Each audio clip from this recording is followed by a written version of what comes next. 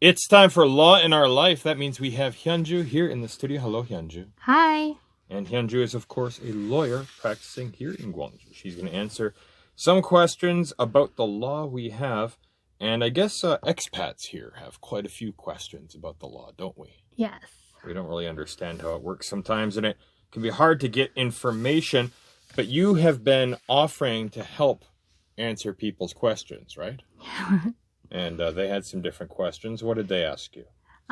Today I have the question about domestic violence. Mm-hmm. All right. And so by domestic violence, we mean violence in the home. Yes. Usually between a spouse or boyfriend and girlfriend, that kind of thing. Yes. But it could or involve the parent. children. Yes, sure. All right. Well, let's hear it. Many of the domestic violence continue over time without being noticed. Mm-hmm. Korea has special laws regulating the domestic violence, protecting the victims.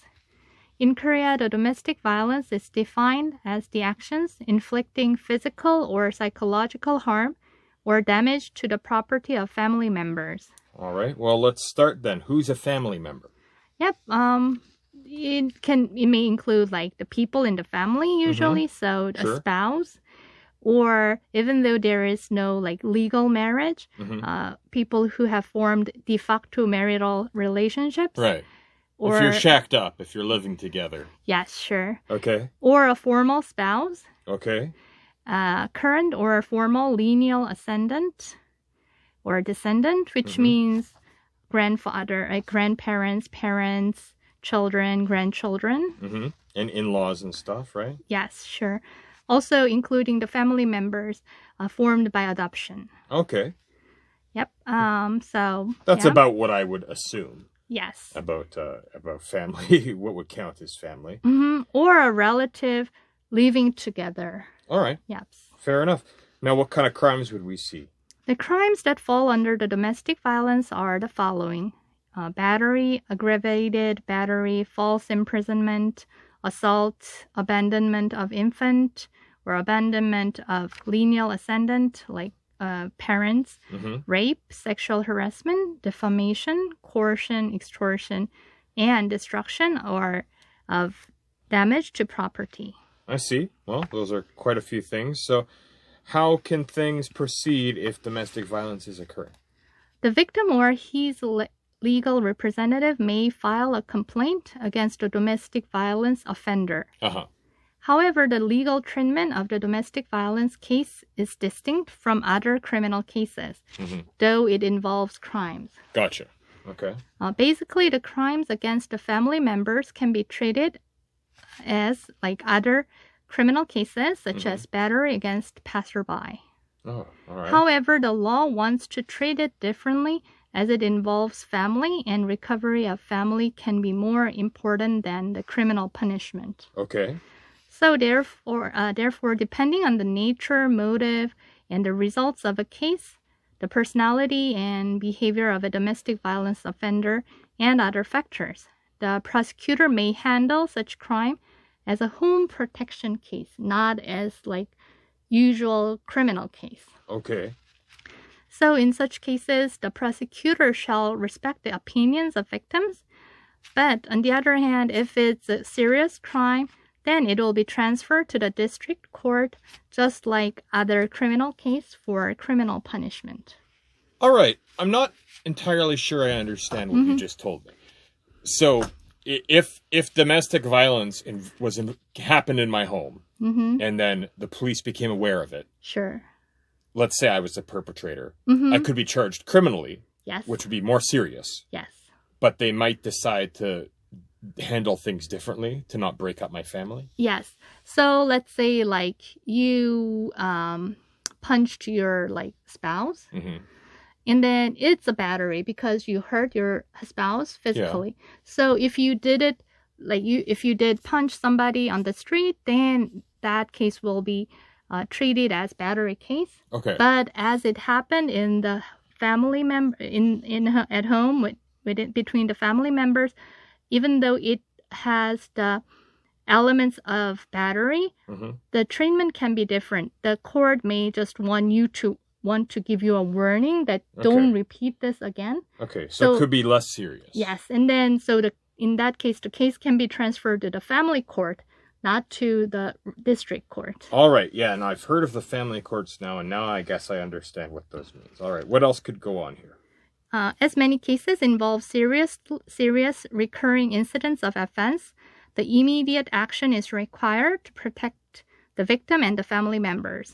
So when the case is reported, the prosecutor can request for the temporary measures to protect the victims to the court. Yeah. The possible ad hoc actions include eviction from home, where the victim and family members live, a restraining order to stay at least 10 meters away from the residence or place of work of the victim or family members, a ban on approaching the victim or family members through telecommunications. Oh, communication ban. Yes. All right. What else? Admitting the offender into a medical institution or intermediate care center, or confining the offender in a detention center or in the police station. Right. And the last one being probably the most serious. Yes. Right? Okay. They lock you up. I don't know if you have bail. All right. Next. So also the victim can make a request to the court before filing a report to the investigative office, such as police. So the victim can evict the offender or ban his access or prevent him from communication via cell phone or emails. The victim protection order can be ordered for 6 months and can be extended at the maximum of 2 years. If the offender does not abide by the victim protection order, he will be subject to an imprisonment of less than 2 years or a fine of less than 20 million won. All right. So that can kind of act as protection in a intimidation or stalking kind of situation. Yes, similar, right? Yes. All right. Very good. Assuming, of course, it was domestic to begin with. What else can happen?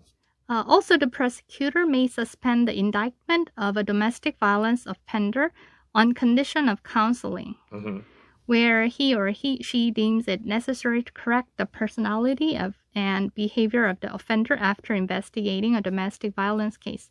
So it's different from like criminal case. Right. So that sounds more like a first time warning situation where they say, okay, this got pretty serious. We have to make sure this never happens again. But we don't necessarily want to break up your family or throw someone in jail and they can't pay rent, that kind of thing. Right. Or also sometimes the spouse do not want to report such domestic violence because they do not want to put their spouse in jail. Right. So if you know that home protection order is possible and the court can give the spouse the kind of warning rather than the punishment, it can be an effective tool. All right, I see. So tell me what happens if this gets bumped over to family court. Yes, if the case is transferred to the family court as it is categorized as home protection case, not a general criminal case, the judge will schedule a hearing similar to the regular court hearing for the criminal case. But the decisions the judge will make differ from criminal punishment. All right. What kind of decisions could a judge in a family court make? Yes, a judge may issue any of the following dispositions. Restrictions on a domestic violence offender's access to the victims or family members, restrictions on a domestic violence offender's access to the victims or family members through telecommunications, or restriction of the domestic violence offender's exercise of parental authority over the victims if the victim is child, or they can order a community service or a lecture. Or also the probation is possible, and they can put the offender in the custody of protective facilities and so on. Also, they can should take counselings at the counseling centers. So those are the possible measures. I see. And how long can orders like that expand for? You mentioned the other one before, the example of the no communications order and that sort of thing being 6 months. And then extending up to 2 years. What about these? In this case, the order will not exceed 6 months, and the amount of community service or the lectures shall not exceed 200 hours. Wow. Okay. Well, 200 hours is still quite a bit of community service, or also quite a bit of counseling. Sure. I see. So, if someone is ordered to do counseling, but then what if they don't do it? would they get punished would they get bounced to real court, or would they still work under the family court, do you think? I remember it's still under the family court. Okay. But they would get in some trouble for not following Yes. the judge's mandate. All right. This was really interesting. Now, of course, we can also check this out online, right? Yes, you can find this segment in video at my YouTube channel. You can find me by searching Korean Law 101 on YouTube. All right. Thank you so much for coming.